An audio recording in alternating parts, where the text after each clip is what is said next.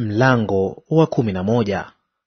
Hata Rehoboamu alipofika Yerusalemu, akakusanya nyumba ya Yuda na Benyamini, watu wateule 180,000 waliokuwa hodari, watu wa vita, ili wapigane juu ya Israeli, ili wamrudishie Rehoboamu huo ufalme.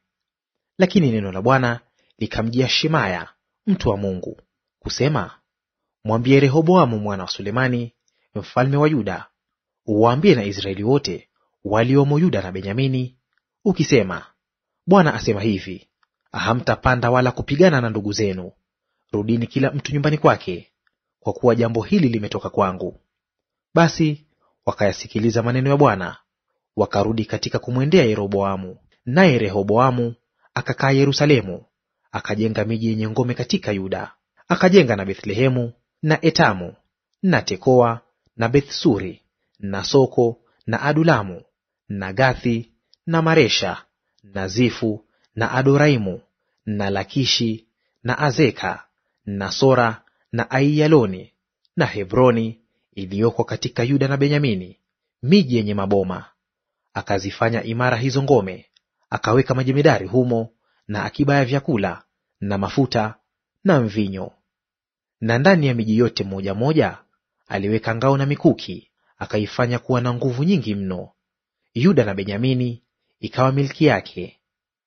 Wakamwendea makuhani na Walawi waliokuwa katika Israeli yote, kutoka mpaka wao wote.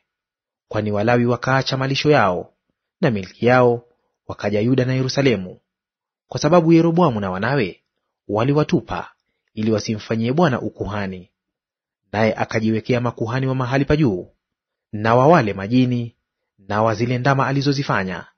Na kutoka katika kabila zote za Israeli wakaandamwa na hao waliojikazania kumtafuta Bwana Mungu wa Israeli, wakaja Yerusalemu ili wamtolee dhabihu Bwana Mungu wa baba zao. Hivyo wakaufanya imara kwa miaka 3 ufalme wa Yuda, na kumtia nguvu Rehoboamu mwana wa Sulemani, kwa maana muda wa miaka 3 wakaiendea njia ya Daudi na Sulemani. Rehoboamu akaoa mke Mahalathi binti Yerimothi mwana wa Daudi, na wa Abihaili binti Eliabu mwana wa Yese. Akamzalia wana Yeushi na Shemaria na Zahamu. Kisha baada yake akamwoa Maaka binti Absalomu, na yeye akamzalia Abiya na Atai na Ziza na Shelomithi. Rehoboamu akampenda Maaka binti Absalomu kuliko wakeze wote na masuria yake, maana alioa wake 18 na masuria 60, akazaa wana 28 na binti 60.